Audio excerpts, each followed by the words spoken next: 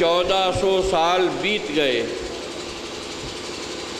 اور سنی حنفی حدیث کی کوئی بھی ایسی تفصیلی کتاب قوم کو نہیں دی جا سکی جو قوم پڑھ کر فخر کرتی کہ ہم نے بھی پیارے نبی کا کلام پڑھا ہے۔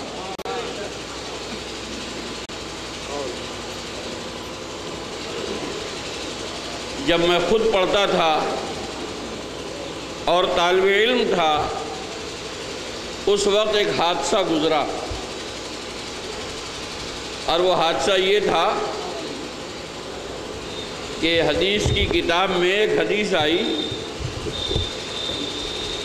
کہ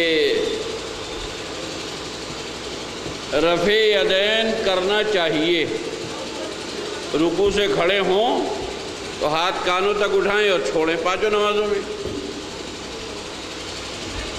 میں نام نہیں بتاؤں گا۔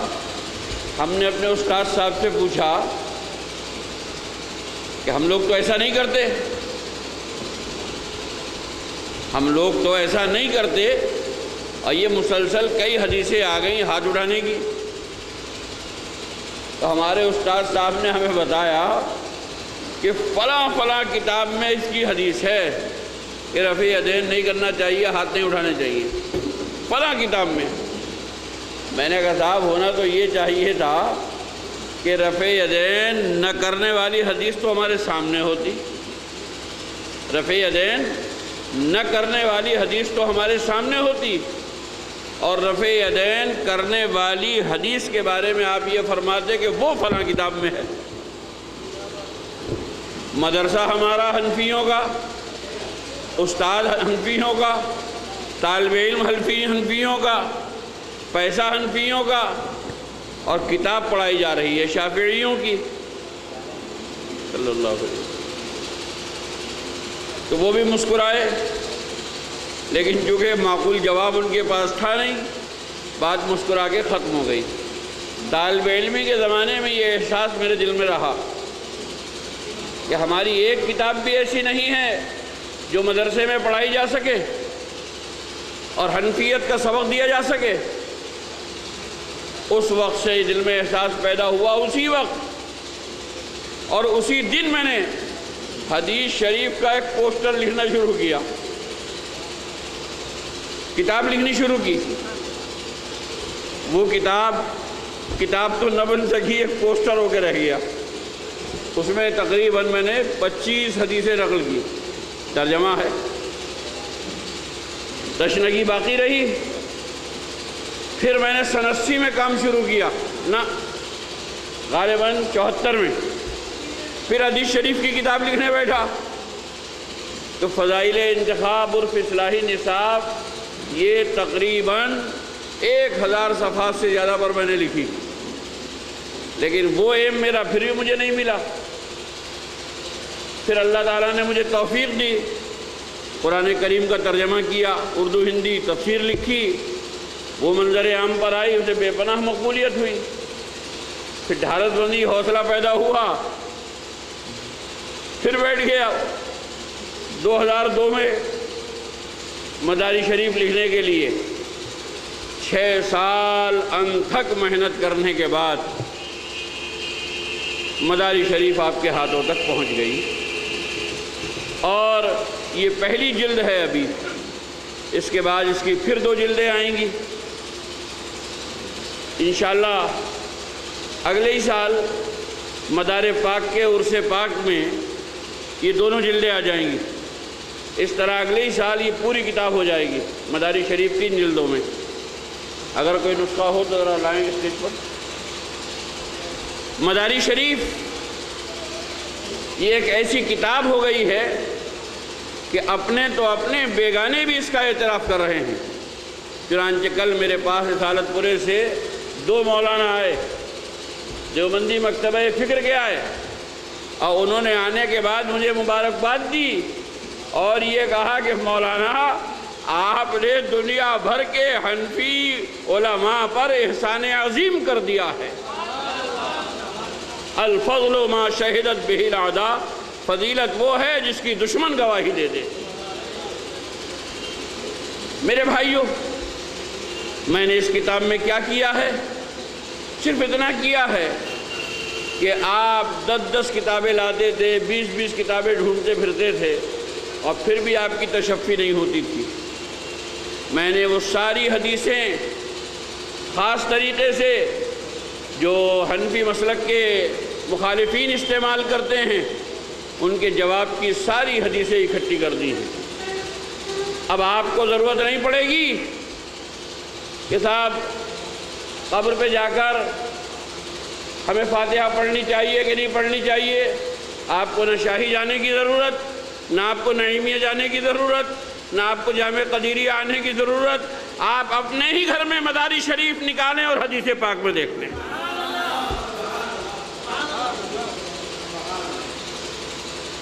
پیارے نبی کا نام سن کر انگوٹھے چومنے چاہیے کہ نہیں، کسی مولوی سے پوچھنے کی ضرورت نہیں۔ مداری شریف کھولیے اور حدیثوں پر حدیثیں پڑھے جائیے۔ نماز میں سورہ فاتحہ کے اختتام پر بآواز بلند آمین نہیں پڑھنا چاہیے، کسی کے بہکائے میں آنے کی ضرورت نہیں۔ آپ مداری شریف کھولیے، قرآن کریم پڑھیے، تفاسیر مبارکہ پڑھیے، اور احادیث کریمہ کا انبار دیکھتے چلے جائیے۔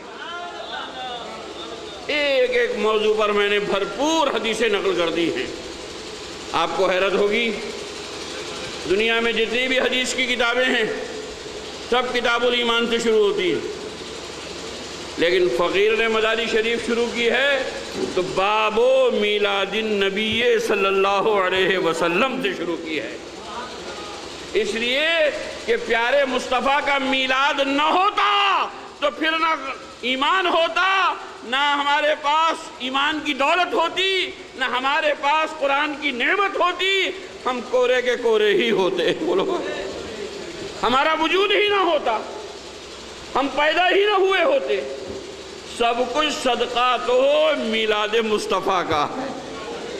اور آپ حیرت فرمائیں گے، میلاد النبی یہ باب میری پیداوار نہیں ہے، بلکہ ترمذی شریف کے اخیر میں یہ باب موجود بھی ہے، میں نے وہیں سے نقل کیا ہے۔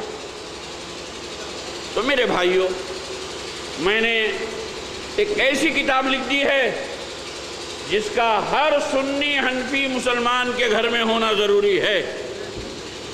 آپ قوالی سنتے ہیں، آپ کو نہ بڑے بھائیے کے پاس جانے کی ضرورت، نہ چھوٹے بھائیے پر، سمجھ گئے؟ نہ چھوٹے بھائیوں کے پاس جانے کی ضرورت، نہ بڑے بھائیوں پر۔ آپ تو کملی والے آقا کی بات دیکھ لو بس۔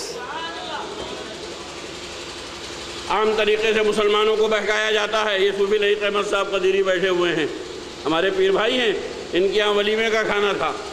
اتفاق سے میں چوکی پر بیٹھ کے کھا رہا تھا، 2 یا 3 وہابی وہاں بیٹھ گئے آگے۔ ایک نے مجھے دیکھ کر ایک چٹکی لے لی کہ میاں اسلام میں گانا بجانا نہیں ہے جب تو یہ حال ہے، اگر ہوتا تو کیا کرتے مسلمان؟ یہ اس نے میری چٹکی لی۔ میں صاحب کس نے آپ سے کہہ دیا اسلام میں گانا بجانا نہیں ہے؟ میں بھی شروع ہو گیا، میں آپ نے کہاں پڑھا ہے اسلام میں گانا بجانا نہیں ہے؟ کون سی کتاب میں لکھا ہے اسلام میں گانا بجانا نہیں ہے؟ اب جب میں نے انہیں حدیثوں پہ حدیثیں سنانا شروع کی تو ان کی سٹی گم ہو گئی۔ آپ بھی ایک موقع سن لیں بڑے مزے کا۔ رسول پاک صلی اللہ علیہ وسلم، یہ مشکات شریف میں حدیث پاک موجود ہے، میں نے مداری شریف میں نقل کی ہے۔ رسول پاک ایک شادی میں تشریف لے گئے، وہاں پر لڑکیاں گا رہی تھی، بجا رہی تھی اور نغمے گا رہی تھی۔ رسول پاک جب پہنچے تو دلہن کی مسیری پر رونق افروز ہو گئے۔ انہوں نے رسول پاک کو دیکھ کر نغمے چھوڑ کر نعت شریف شروع کر دی۔ رسول پاک نے کیا فرمایا؟ فرمایا وہی گاؤ جو گا رہی تھی، لائسنس جاری ہو رہا ہے، گانے بجانے کا لائسنس پیارے مصطفیٰ عطا فرما رہے ہیں۔ یہ نہیں فرمایا کیا حرام کام کر رہی ہو، کیا ناجائز کام کر رہی ہو، اس سے ہمارا کیا رشتہ۔ کیا فرمایا وہی گاؤ جو گا رہی تھی، نغمہ گاؤ، شادی کا موقع ہے۔ حضرت شیخ عبدالحق محدث دہلوی رضی اللہ تعالیٰ عنہ فرماتے ہیں کہ رسول پاک نے یہ کیوں فرمایا نعت مت پڑھو، نغمہ پڑھو؟ اس کی وجہ یہ نہیں تھی کہ حضور نے نعت شریف کو اچھا سمجھا اور گانے بجانے کو برا سمجھا، نہیں۔ شادی کی جو محفل ہوتی ہے اس گھر میں شور شار ہول دھوکڑا رہتا، باتیں ہوتی ہیں، ادھر آ لیا وہ اس کو آواز دے دیا۔ نعت شریف کے لیے ادب و احترام کا ماحول چاہیے، اور وہ شادی کا گھر تھا تو رسول پاک نے فرمایا کہ ایسے ماحول میں نعت شریف نہ پڑھو، نغمہ گائے جاؤ، میں تمہیں لائسنس دے کر کے جا رہا ہوں۔ اللہ، کہاں ہے ناجائز؟ کہاں ہے اسلام میں گانا بجانا نہیں ہے؟ یہ سب دھوکہ ہے۔ تو چھوٹا بھیا بھی یہی کہہ رہا ہے، بڑا بھیا بھی یہی کہہ رہا ہے، قوالی حرام، قوالی حرام، قوالی حرام۔ تمہیں نہ چھوٹے بھیا کی ماننے کی ضرورت، تمہیں نہ بڑے بھیا کی ماننے کی ضرورت، تم تو کملی والے آقا کی مان لو۔ بس ایک بات آپ سے اور عرض کروں گا، پیارے نبی مکہ شریف سے ہجرت فرما کر مدینہ شریف آئے تو وہاں بھی لڑکیاں دف بجا رہی تھیں اور گا رہی تھیں۔ کیا گا رہی تھی؟ یہ بخاری شریف میں آج کی بھاشا میں کہو یہ گانا بھی موجود ہے۔ جو وہ گا رہی تھی وہ اشعار بھی موجود ہیں نعت شریف کے۔ کیا؟ طلع البدر علینا من ثنیات الوداع وجبت شکر علینا ما دعا للہ داعی۔ گا رہی تھی، بجا رہی تھی، اور رسول پاک کے استقبال میں یہ اہتمام کیا گیا تھا گانے بجانے کا۔ رسول پاک تشریف لائے، بند کرو، یہ حرام کام کیسے ہو رہا ہے، یہ ناجائز کام کیسے ہو رہا ہے، اسلام میں گانا بجانا نہیں، بند کرو، دکھاؤ، اگر ہمت ہے تو دکھاؤ۔ اب انہیں قوالی کے دشمنوں کو کچھ نہیں ملا، کیا کوڑی لائے؟ بولے وہ بچے نابالغ تھیں، جو بچیاں گا رہی تھیں وہ نابالغہ تھیں۔ ایک موقع پر ایسی گفتگو ہوئی، میں نے بھی ایسی لو لہجہ ہو جا کے، اب میں نے کہا جو سن رہے تھے وہ بھی نابالغ تھے۔ سننے والے میں تو رسول پاک تھے، سننے والوں میں تو مدینہ مکہ شریف سے آنے والے صحابہ کرام مہاجرین تھے۔ اب میں نے جو اتنا کہا تو اس کی سٹی گم، اب مجرم تو دونوں ہوں گے۔ بولو بھائی، گانے والوں کو تو بچا لیا تم نے یہ کہہ کے کہ وہ چھوٹی بچیاں تھیں، نابالغہ تھی۔ اب میں نے کہا جو سن رہے تھے وہ بھی نابالغ تھے۔ تو اب پھر پہلے نہلے پہ ٹہرا، میں نے کہا ان بچیوں کو جنہوں نے دف لا کے دی تھی وہ بھی نابالغ تھے، جنہوں نے یہ اشعار لکھ کے دیے تھے وہ بھی نابالغ تھے، جنہوں نے دف کی دھن بنا کے دی تھی وہ بھی نابالغ تھے، جن صحابہ کرام نے اپنی بچیوں کو اہتمام رسول میں لا کر کھڑا کیا تھا وہ بھی نابالغ تھے۔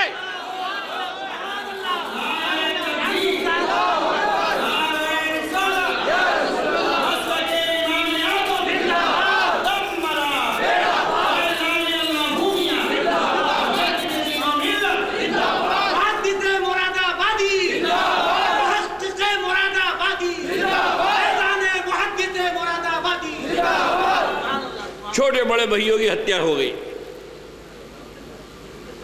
ارتھی سج گئی۔ تو میرے بھائیوں، اب نہ چھوٹے بھائیے کے پاس جانے کی ضرورت اور نہ بڑے بھائیے کے پاس جانے کی ضرورت۔ نہ پورب جانے کی ضرورت نہ پچھم جانے کی ضرورت. بولو بھائی اب تو گنبد خضرا کی چھاؤں تلے آ جاؤ. ان کی سنو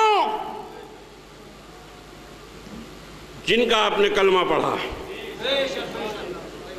آپ کو ماننی ہے تو مدینہ شریف کے اعلیٰ حضرت کی مانو. کسی بناسپتی اور ڈالڈا اعلیٰ حضرت کی ماننے کی ضرورت نہیں. تو میں نے آپ کو پیارے نبی کا اوریجنل پیغام دیا ہے. آپ حدیث پڑھو. پیارے نبی نے کیا فرمایا؟ سنی مسلمان قبر پہ جاتے ہیں، قبر کو بوسہ دیتے ہیں. بڑا بھیا بولا شرک، سجدہ ہو گیا. چھوٹا بھیا بولا احتیاط اس میں ہے کہ چوما بھی نہ جائے. بڑا بھیا کیا بولا؟ شرک ہے، قبر کو سجدہ ہے، مزار کو بوسہ دینا. چھوٹا بھیا بولا احتیاط اس میں ہے کہ چوہا بھی نہ جائے. دونوں کو ٹھوکر مار دو. بڑے بھیا کو بھی ٹھوکر، چھوٹے بھیا کو بھی لات مارو. یا رسول اللہ آپ فرمائیں. ہم نے تو آپ کا کلمہ پڑھا ہے. تو میرے بھائیوں سنو، جی لگا کے سنو. یہ حدیث پاک کفایت الشعبی میں ہے، مغفرت الغفور میں ہے. یہ حدیث پاک دیوبندیوں کے مسلمہ پیشوا مولانا عبد الحلیم لکھنوی کی کتاب نور الایمان میں ہے. ہم بھی انہیں بزرگ مانتے ہیں. اور صدر الافاضل مولانا سید محمد نعیم الدین مراد آبادی بانی جامعہ نعیمیہ، ان کی کتاب آداب الاخیار میں بھی یہ حدیث پاک موجود ہے. میں پوری حدیث نہیں سناؤں گا، بہت لمبی ہے، ایک ٹکڑا سناؤں گا. پیارے نبی نے ایک صحابی سے فرمایا قبل قبرہما، قبل قبرہما، اپنے ماں باپ کی قبروں کو جا کے بوسہ دے دے. نبی فرما رہے ہیں قبر کو بوسہ دے دے. چھوٹے بڑے بھیا کہہ رہے ہیں احتیاط کے خلاف ہے. بڑا بھیا بولا شرک ہے. دونوں جہنم میں جاؤ. ہمیں نہ تمہاری سننی نہ اس کی سننی، نہ چھوٹے بھیا کی ماننی نہ بڑے بھیا کی ماننی. ہمیں تو اپنے آقا و مولا کی ماننی ہے. تو میں نے ایک باب قائم کیا ہے مداری شریف میں، باب علم النبی صلی اللہ علیہ وسلم. پیارے نبی کے علم کے بارے میں حدیثیں ہی حدیثیں، حدیثیں ہی حدیثیں، حدیثیں ہی حدیثیں. اسی کے بعد دوسرا باب قائم کیا، باب علم غیب النبی صلی اللہ علیہ وسلم. پیارے نبی کے علم غیب کا باب. تو پیارے نبی کے علم غیب کی میں نے حدیثیں ہی حدیثیں، حدیثیں ہی حدیثیں، حدیثیں ہی حدیثیں. اس طریقے سے میں نے ہر باب میں کوشش کی ہے کہ اتنا لکھ دوں کہ میرے پڑھنے والے کا پیٹ بھر جائے، دماغ روشن ہو جائے، اور اسے یقین ہو جائے کہ مذہب اہل سنت حق ہے اور مذہب حنفی راجح ہے. ہمیں فخر ہے کہ ہم سنی حنفی ہیں، اور ہمیں فخر ہے کہ ہم خانقاہی ہیں. بس 10 منٹ میرے باقی ہیں، میں اس پروگرام سے کھڑا ہوا ہوں. ایک بات سن لیں. ابھی ہمارے شاگرد رشید شیخ الحدیث علامہ مفتی سلطان احمد قدیری نے آپ کو بتایا، انہوں نے اپنی بھاشا میں بتایا، میں اپنی بھاشا میں آپ سے عرض کروں گا. آج جمعہ دن میں نے تقریر اسی موضوع پر کی ہے. اسلام کی 4 دلیلیں. اسلام کی دور سے کہہ دو. اسلام کی 4 دلیلیں ہیں. کون کون سی؟ کتاب اللہ، سنت رسول اللہ، اجماع امت، قیاس، یہ 4 دلیلیں ہیں۔ مسئلہ ایک سے بھی ثابت ہو سکتا ہے، 2 سے بھی، 3 سے بھی، 4 سے بھی۔ اگر کوئی مسئلہ قرآن میں موجود ہے تو ثابت ہے، قرآن میں نہیں ملا ہمیں، حدیث میں ہے تو ثابت ہے، دونوں میں ہمیں نہیں ملا، دیکھو میں یہ نہیں کہہ رہا نہیں ہے، ہمیں نہیں ملا تو ہم اجماع امت میں دیکھیں گے، ہمیں نہیں ملا قیاس دیکھیں گے۔ قیاس بھی للو پنجو کا نہیں، وہ حضرات جو علم و آگہی کا آفتاب و مہتاب ہیں، مجتہدین ہیں، فقہائے امت ہیں، آج کے دور میں مفتیان کرام ہیں۔ یہ 4 دلیلیں ہیں۔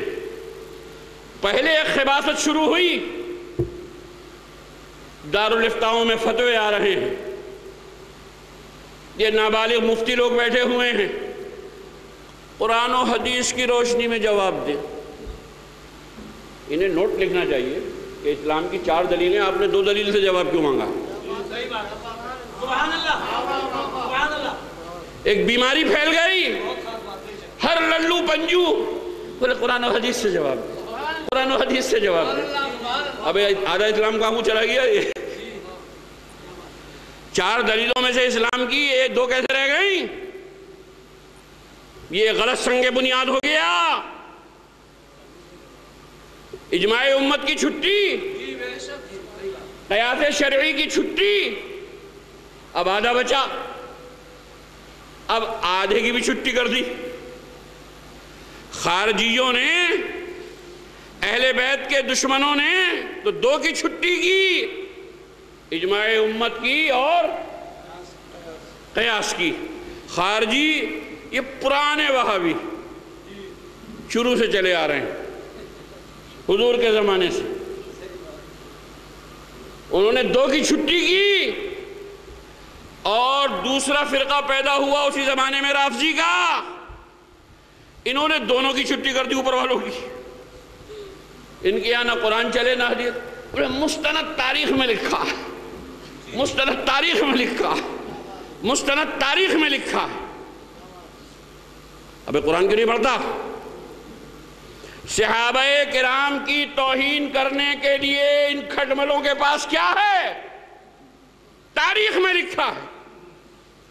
جتنے صحابہ کرام کی بارگاہ کے گستاخ ہیں، وہ قرآن نہیں پڑھ سکتے صحابہ کے بارے میں، وہ حدیث نہیں پڑھ سکتے صحابہ کے بارے میں، ان کے پاس کیا ہے؟ مستند تاریخ۔ یا اللہ، یہ کون سی کمپنی کا مال ہے؟ یہ کون سی کتاب میں لکھی ہے؟ یاد رکھو سنی مسلمانوں، یہودیوں کی تاریخ، نصرانیوں کی لکھی ہوئی تاریخ، منافقوں کی لکھی ہوئی تاریخ، یہ سب اسی کو لیے پھر رہے ہیں۔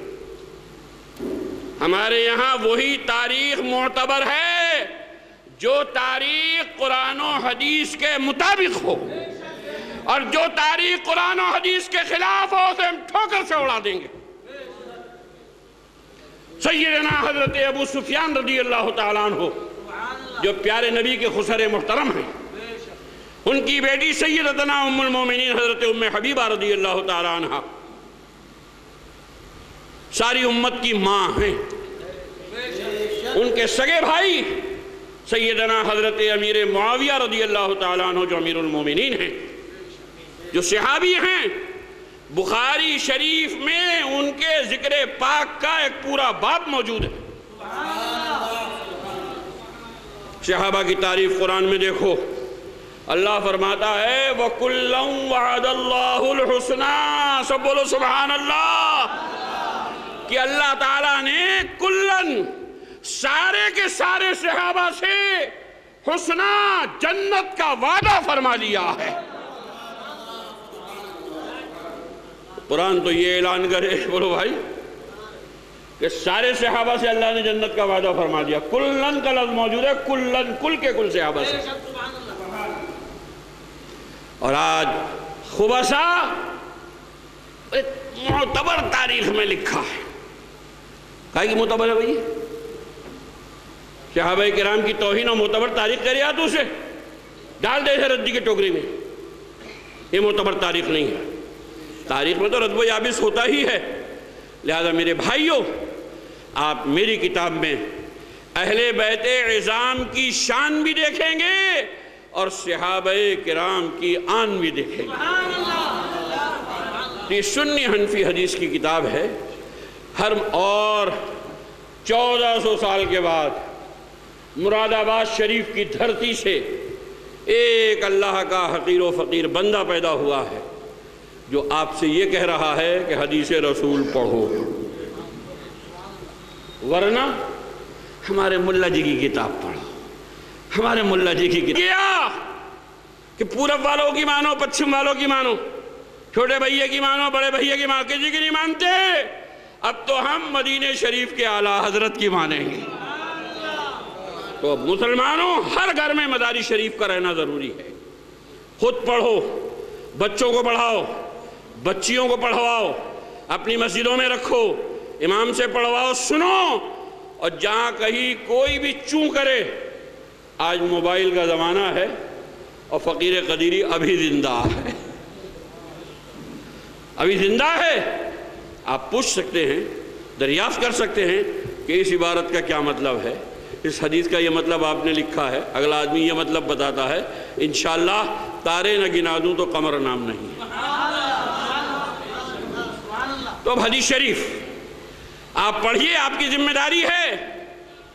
اللہ کا حکم ہے اطیعوا اللہ و اطیعوا الرسول. تو اطاعت جبھی تو کرو گے جب ان کی بات سنو گے. بولو بھائی، ان کی بات پڑھو گے. اللہ نے فرمایا نماز پڑھو. کیسے پڑھو بھائی؟ کسی نے پڑھ کے دکھائی ہے؟ فرشتے نے کیا؟ اللہ پاک نے پڑھ کے دکھائی ہے. حکم ہے نماز پڑھو. کیسے پڑھو؟ یہ تو پیارے مصطفیٰ نے دکھایا ہے. بولو بھائی، اللہ نے فرمایا سجدہ کرو. کیسے کرو؟ سر نیچے، ٹانگیں اوپر. کیسے کرو سجدہ؟ اللہ نے حکم دے دیا سجدہ کرو. کیسے کرو؟ جیسے میرے مصطفیٰ کو دیکھو. تو اب تو سیرت کو پڑھو، ڈائریکٹ سیرت، پیارے رسول کے ارشادات کو پڑھو، پیارے نبی کی زندگی کو پڑھو. یہ گولڈن چانس اور یہ سنہرا موقع آپ کو دستیاب ہو گیا ہے. میں آپ حضرات سے گزارش کر رہا ہوں، میں مراد آباد میں کھڑا ہوں، میری آواز ان محلوں میں پہنچ رہی ہے جہاں میں پیدا ہوا ہوں، جہاں جوان ہوا ہوں، جہاں بوڑھا ہو گیا. کبھی آج تک میں نے اپنے لیے ایک پیسہ چندہ نہیں کیا ہے، مانگا ہی نہیں. کیا مانگوں گا؟ کیا اللہ کا فضل ہے، میں تو خود نہ جانے کتنا چندہ دیتا ہوں. مگر یہ میرا اسلامی حق ہے کہ میں آپ سے گزارش کروں کہ آپ مدارس شریف لیں، اپنے لیے بھی لیں. بہن بیٹی کی شادی کر دی ہے، دور رہتی ہے، وہاں بھی پہنچاؤ تاکہ مدارس شریف. اور 2 اہم پروگرام موجود ہیں، بلکہ 3 کہہ لیں. ایک تو حضرت حسان الہند علامہ خواجہ سید مصباح المراد جعفری مداری سجادہ نشین مکن پور شریف، یہ سب سجادے حضرات بیٹھے ہوئے ہیں، یہ سب نبی کے گھرانے کے لوگ بیٹھے ہوئے ہیں، یہ سب سادات کرام بیٹھے ہوئے ہیں. جس کو دیکھو نبی کا جلوہ نظر آ رہا ہے. تو آپ ان سے ان کی مسحور کن آواز میں ان کا وہ کلام جس کلام کو سننے کے لیے جلسے کے لیے تو شاعر بلائے جاتے ہیں تو عام بات ہے، لیکن یہ خاص بات ہے کہ شاعر کے لیے جلسہ بلایا جاتا ہے. خواجہ مصباح المراد کی شخصیت وہ ہے کہ ان سے نعت شریف سننے کے لیے جلسہ کیا جاتا ہے. یہ ہماری خوش قسمتی ہے کہ ہم نے گزارش کی اور پہلے ہی نمبر پر منظوری. یہ نوازش یہ آپ اتنے حضرات کو دیکھ رہے ہیں، یہ علامہ سید اختیار عالم میاں صاحب رونق افروز ہیں، یہ حضرت علامہ سید رفعت اللہ میاں موجود، یہ سب حضرات جتنے آپ حضرات کو دیکھ رہے ہیں، صاحب یہ 1 ہفتے کے اندر کی بات ہے. جس کو فون کیا بولے صاحب آپ کی جب بات ہے تو آ رہے ہیں، آپ کی جب بات ہے تو آ رہے ہیں۔ یہ کرم، یہ نوازش، یہ مہربانی۔ بابا معصوم علی شاہ ملنگ چل نہیں پا رہے ہیں، آپ کے پاؤں میں پٹیاں بندھی ہوئی ہیں۔ جب میں نے فون کیا تو آپ نے پہلے جملے میں بولے میں پہنچ رہا ہوں، اور آتے وقت یہ پوزیشن تھی کہ آپ کے پاس کوئی خادم بھی نہیں تھا، عذر معقول موجود تھا نہ آنے کے لیے کہ میرے پاؤں میں پٹیاں بندھی ہوئی، تکلیف ہے، چل نہیں پا رہا ہوں، کوئی خادم ہے نہیں، میں نہیں آ سکتا۔ لیکن آپ اس تکلیف کے عالم میں بھی اکیلے چلے آئے۔ یہ انتہائی محبت، انتہائی کرم، انتہائی نوازش۔ یہ سادات کرام، یہ حضرات علماء کرام، یہ پیران طریقت، یہ ہمارے علماء پیلی بھیت شریف، علماء رامپور شریف، علماء بہیڑی شریف، یہ سارے حضرات تشریف لائے ہیں، ان کی محبتیں ہیں، ایک فون پر آ گئے۔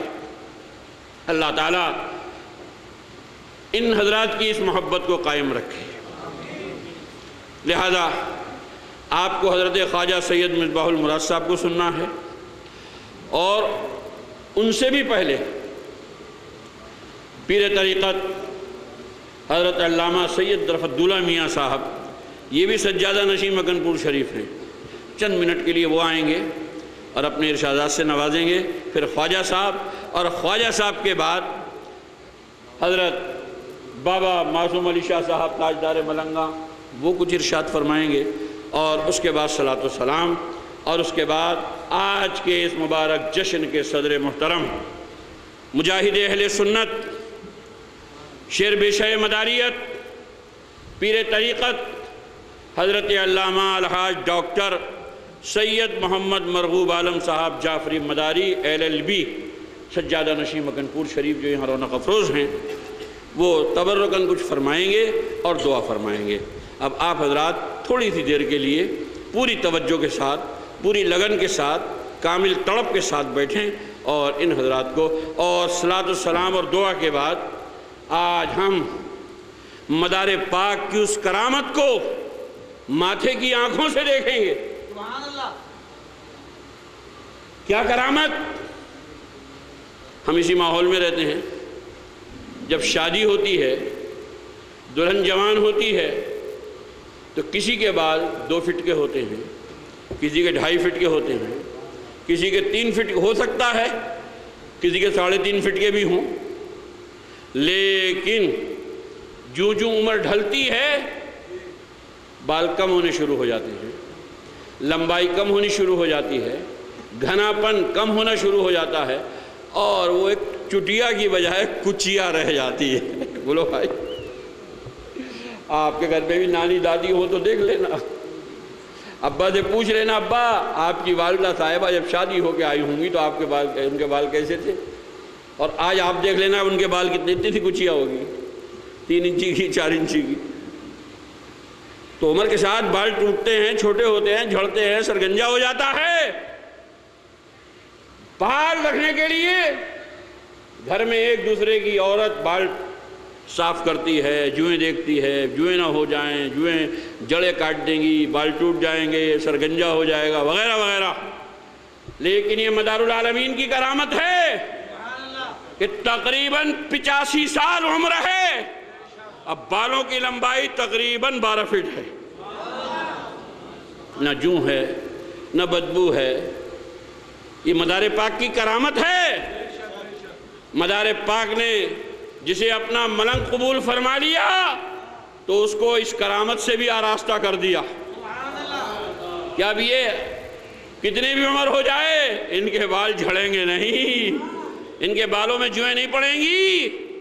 تو یہ بال کرامتی بال ہیں، آپ ماتھے کی آنکھوں سے دیکھیں گے، اور انشاءاللہ مجھے یقین ہے، عام طور پہ بابا دکھاتے نہیں ہیں، جلسوں میں نمائش نہیں ہوتی ہے، لیکن یہ مجھ پر خصوصی کرم ہے۔ میں نے گھر پہ گزارش کی تھی کہ بابا آج بھی مراد آباد شریف والوں کو یا ہمارے جو مہمان آئیں گے ان کو اس سعادت سے مشرف فرما دیا جائے۔ فرمایا مجھے وہ محبت سے مجدد اعلیٰ فرماتے ہیں، مجدد اعلیٰ صاحب آپ کی بات کیسے ٹالے گی؟ تو وعدہ بھی فرما لیا ہے، لہذا جلسے کے بعد ہم ان بالوں کی بھی زیارت کریں گے، مدار پاک کی اس کرامت کو ماتھے کی آنکھوں سے دیکھیں گے، لیکن اس کا ایک طریقہ، جیسے درگاہ میں جاتے ہو نیاز لے کر، گلک میں پیسے ڈالتے ہو، ایسے ہی ان بالوں کی زیارت کا بھی طریقہ ہے کہ جب آپ زیارت کریں تو حسب توفیق نظر پیش کریں۔